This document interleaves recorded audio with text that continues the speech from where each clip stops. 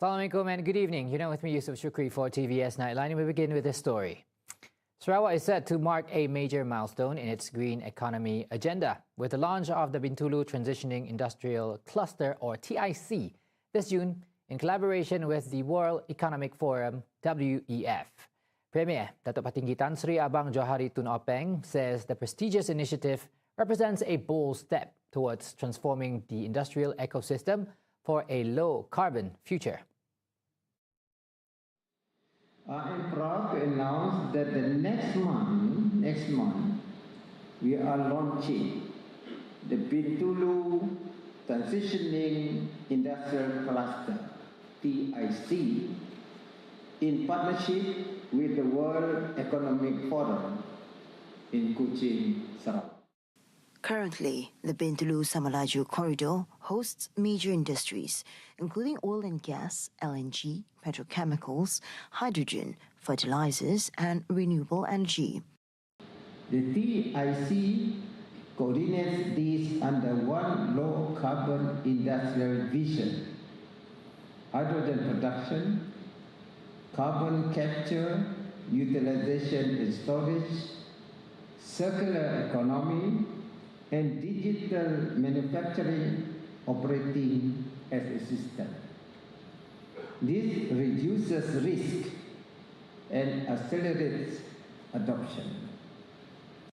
On strategic collaboration with WEF, Abang Johari states the organization brings together a global network of experts that will help facilitate knowledge transfer and create new international partnership opportunities. Initial projections show the cluster could contribute an additional 12 billion ringgit to Malaysia's GDP.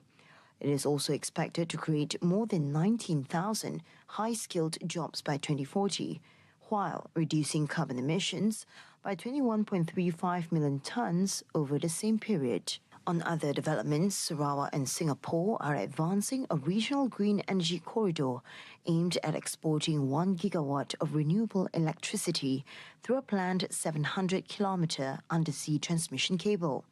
The project is expected to become fully operational between 2032 and 2035, once the more than 700-kilometre undersea transmission cable system is completed.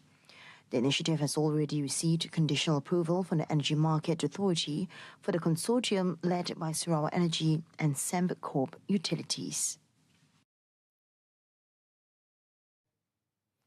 Sarawak's utility and telecommunications development agenda is further empowered through an allocation of 9.29 billion ringgit under the 13th Malaysia Plan, or 13MP, as well as alternative funding initiatives. Minister for Utility and Telecommunications, Datuk Seri Julaihi Narawi, says the approach is crucial to ensure wider access to utilities and stronger telecommunications coverage throughout the state. Sehubungan itu, kementerian saya bersama semua jabatan dan agensi di bawah seliaan Kementerian Utility dan Telekomunikasi komited untuk memastikan semua projek dilaksanakan secara cekap dan mengikut jadual agar rakyat dapat menikmati faedah yang disediakan sepenuhnya. Among the special assistance measures is the 25% discount on domestic electricity bills from April until December 2026, benefiting 715,000 consumers with an allocation of 188.1 million ringgit. Moreover, the state government has spent 188.75 million ringgit from 2020 until recent times for water bill subsidies, including free water for the first 5 ringgit of usage, or equivalent to 11,300 litres of water consumption. He adds that the implementation of projects under 13MP and alternative funding is expected to further accelerate Sarawak's infrastructure transformation towards a more modern and inclusive future. Julaihi also reveals that Sarawak continues to strengthen its green mobility agenda, with 153 electric vehicle or EV chargers now operating across the state as of April. Through the strategic collaboration with Sarawak Energy and SADC Energy, the group plans out phased expansion of EV charging stations at strategic locations across the state.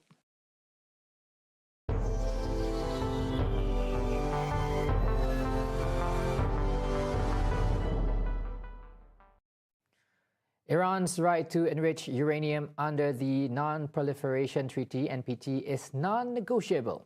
Its Foreign Ministry spokesman Ismail Baghi states this during negotiations with the US mediated by Pakistan. Discussions on enrichment have been repeatedly raised over the past 2 years, but Iran has consistently maintained that they have no basis for reconsideration.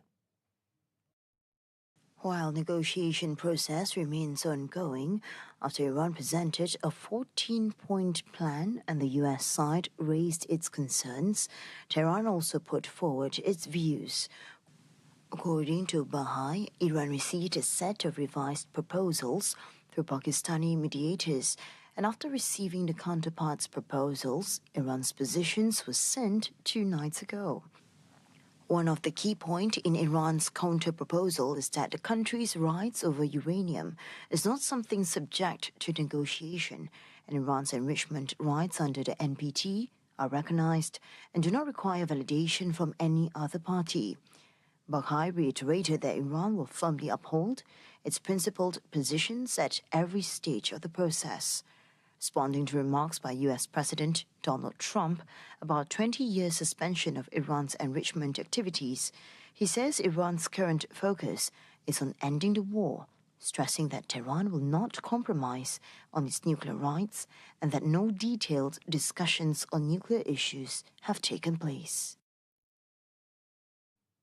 Meanwhile, Iran announces the establishment of a new body tasked with managing the Strait of Hormuz amid escalating tensions with the US over the strategic waterway.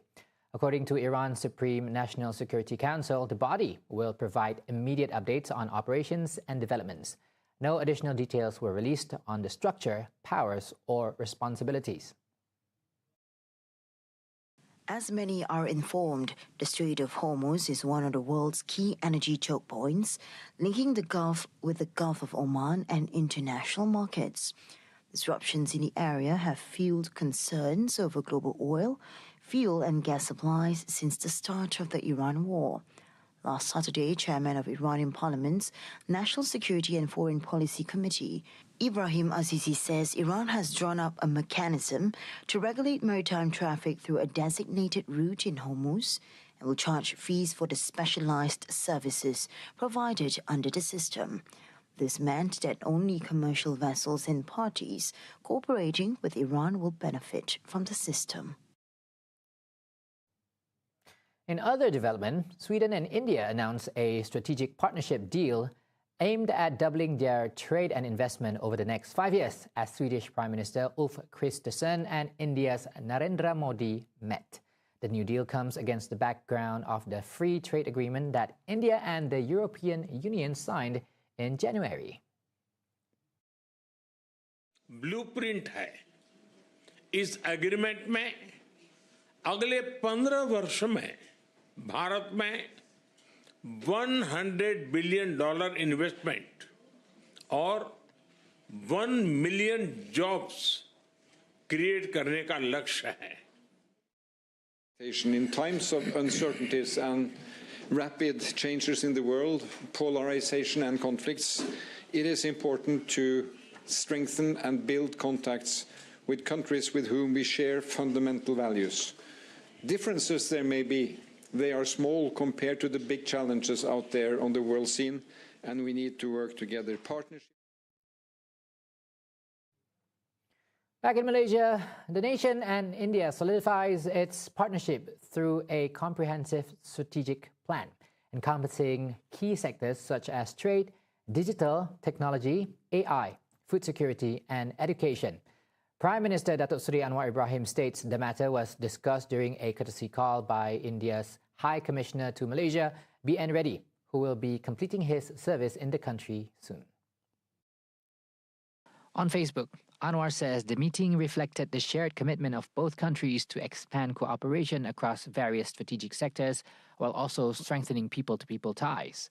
Anwar also highlights the positive growth in bilateral trade, which reached $18.59 billion in 2025, maintaining India's position as Malaysia's largest trading partner in South Asia. At the same time, cooperation in digital and emerging technologies continues to show strong progress during the first Malaysia-India Digital Council, or MIDC, meeting, as well as the My India AI conclave held in Kuala Lumpur. Malaysia, Anwar states, remains committed to strengthening its close relationship with India for mutual benefit, regional stability, and more inclusive prosperity for both nations. Tenaga Nasional Berhad (TNB) marked a significant step for Malaysia's energy transition agenda through the Santong Battery Energy Storage System (BESS). With a capacity of 100 megawatt over 400 megawatt per hour, this further strengthens Malaysia's electricity grid stability. Deputy Prime Minister Dato' Ahmad Fadilah Yusof, who is also Minister of Energy Transition and Water Transformation, says the project also supports the nation's energy transition agenda through a structured, progressive and balanced approach. The battery technology is one of the key methods to ensure overall grid stability by maintaining sufficient and stable electricity supply. In this regard, he says the BESS system, known as Malaysia's first smart energy bank, has been implemented using grid-forming technology. Berapa lama penggunaan untuk digunakan kalau strategi dah bekalkan kepada penduduk sekitar? Yang ini saya dimaklumkan dari segi apa boleh untuk 15 tahun. 15 tahun? 15 tahun. Earlier, Fadilah officiated the launch of 100 megawatt over 400 megawatt Santong BESS project in Dungun, Terengganu. The high-impact project is touted as one of the country's earliest large-scale utility battery energy storage systems. It also serves as Malaysia's first smart energy bank equipped with grid-forming technology to ensure the stability and reliability of the domestic electricity supply system. Now, Malaysia's semiconductor industry remains stable despite the prolonged conflict in West Asia, which has now entered its third month and is putting pressure on the global economy and supply chains. Second Finance Minister Datuk Seri Amir Hamzah Azizan says the global semiconductor sector is facing certain challenges as some key materials have become harder to source due to geopolitical uncertainty, including helium supply, which had previously experienced shortages.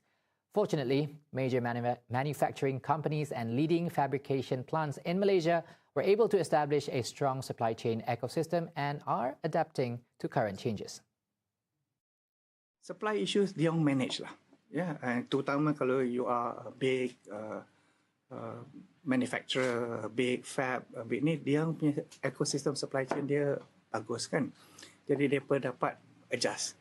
Mungkin ada yang kecil sikit, mungkin ada masalah sikit kerana dia tak biasa deal dengan supplier baru, tapi isu-isu ni boleh ditangani. Malaysia is currently one of the key players in the global semiconductor industry, particularly in assembly, chip testing, and AI-related technologies.